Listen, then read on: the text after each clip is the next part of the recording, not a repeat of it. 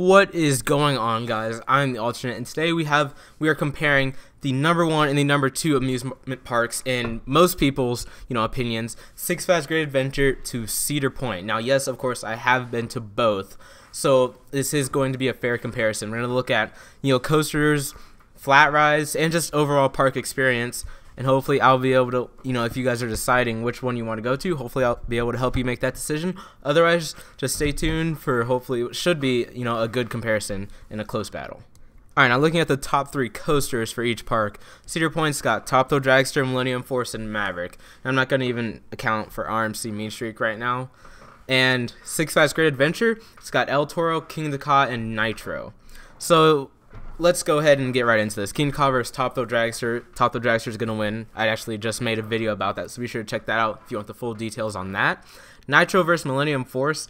I'm actually going to give that one to Nitro. The Helix is really intense, and it just has more airtime moments than Millennium Force. El Toro versus Maverick. I just know I'm going to get roasted for picking either one of these, because this is a very, this is a very tough pick. But I'm going to give it to El Toro.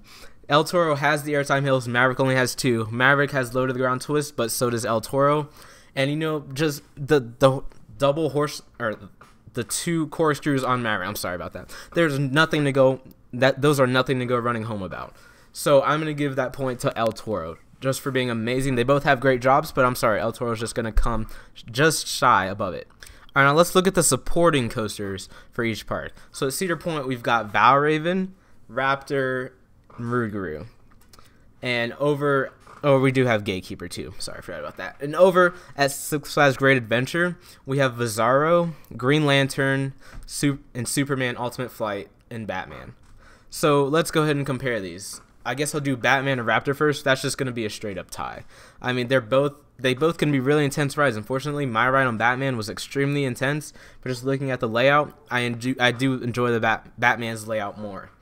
Now, I guess we'll go Rougarou versus Bizarro. That's obviously Bizarro. Bizarro was not what I was expecting at all. I had no expectations. I was really going for Nitro and El Toro and King of the Ka. But after getting off Bizarro, I was like, that was really good. That is absolutely going to crush Rougarou. Now, Green Lantern, there's nothing really to compare that to, but it doesn't matter because it's going to be an L to anything I compare it to. Absolutely horrific. I guess we'll do Superman Ultimate Flight to Gatekeeper. That's going to go to Gatekeeper. They're both really, really good rides. Superman Ultimate Flight, it's a really unique ride. Gatekeeper, it's really unique too. So I'm just going to give Gatekeeper the slight edge in that competition. Alright guys, moving on to flat rides. I guess we'll start with what Roller Coaster Tycoon would call the Thrill Extreme rides or something.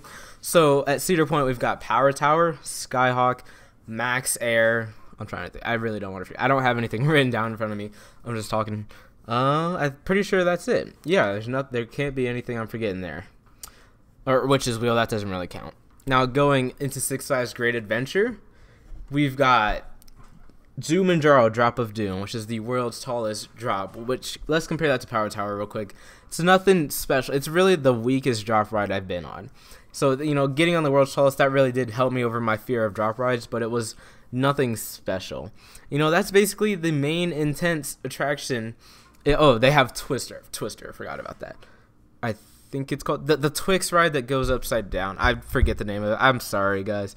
You're going to probably roast me right now. But that Six Flags Great Adventure does have that. Now, when you look at Cedar Point and you look at Six Flags Great Adventure, Cedar Point has the edge in that category.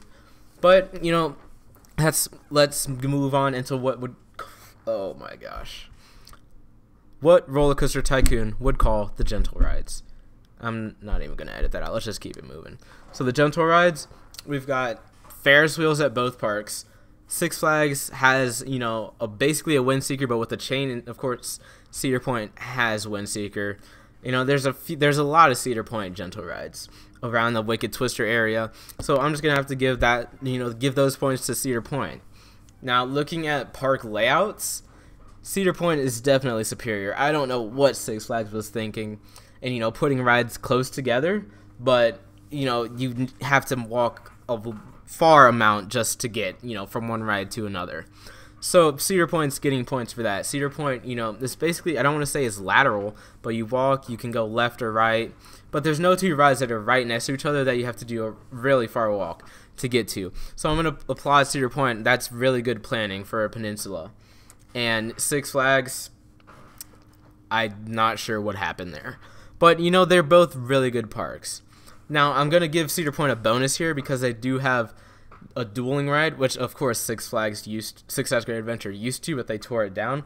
But they do have Gemini, so that's going to be extra points for Cedar Point.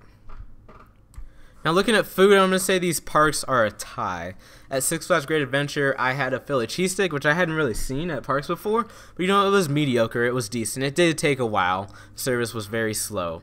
And at Cedar Point, you know, there's always this pizza place that I go to because it has amazing pizza. Or not amazing, but it's really good for the amusement park price. I would pay for it. Now there's this new barbecue place that they turned that pizza place into. I think it still has pizza, and I can't wait to try that this year. But still, that's basically going to be a tie between both parks. All right, now we're going to look at ease of visiting. Cedar Point, you know, it's on an island, but there's still plenty of hotels. They even have a Hotel Breakers right there, and you know, it's easy. I don't want to say it's easy to drive to. I have to go through rural roads, and I live in the state of Ohio. So that's just unfortunate. Six Flags, you got to get on the Pennsylvania, I don't know what it's called, but the tolls are expensive on it. So that I had to do that. And, you know, we got there. It was a long car ride. But it's really amazing. You can't see it. There's just so many trees. And the nearest hotel was 9 miles from it.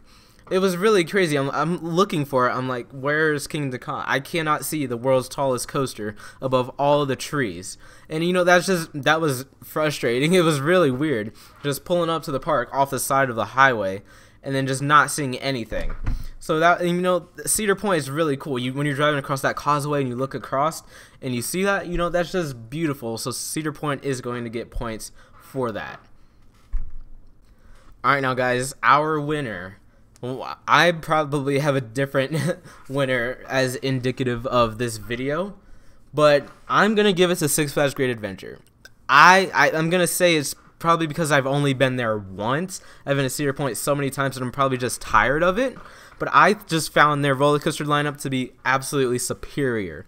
You know, I'm not even counting in the flat ride difference, but I found, you know, Six Flags Great Adventure's rides to just be, they blew me away. Way better than Cedar. I'm not going to say way better because, you know, it's the coaster capital of the world. But I'm just going to say that is what makes Six Flags Great Adventure better than Cedar Point. Now, obviously, these are both great parks. And, you know, with RMC Mean Streak, that could shift. And, you know, I've given a lot of positives for Cedar Point throughout this video.